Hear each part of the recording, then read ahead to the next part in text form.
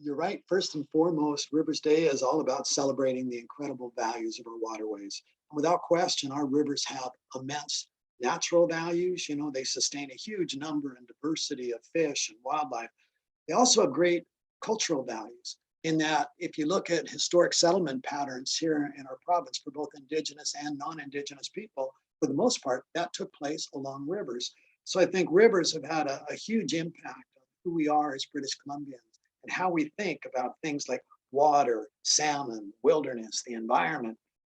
In addition to that, our waterways also have great recreational value, whether you choose to walk along them or boat on them, paddle on them, fish on them, or simply like to sit and admire their beauty.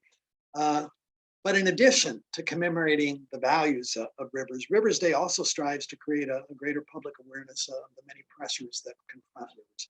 And there are many of those, among those being things like pollution, urbanization, industrial development, the excessive extraction of water, climate change. I could go on and on. So rivers are very vulnerable features.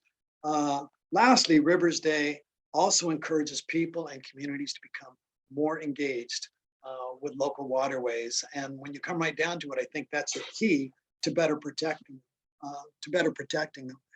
And in trying to better care for them, certainly there is an important role there for governments. There's an important role there for individual citizens.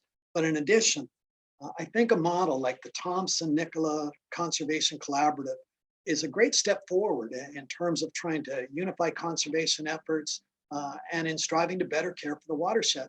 And the fact that you pull together so many, whether that be indigenous communities, other levels of government, academia, stewardship groups, resource industries, agricultural producers, all of which have the aim of trying to better protect clean water and trying to properly steward the land. I think that's wonderful to see. And it's an approach that's certainly very much in line with the hopes and objectives of Rivers Day.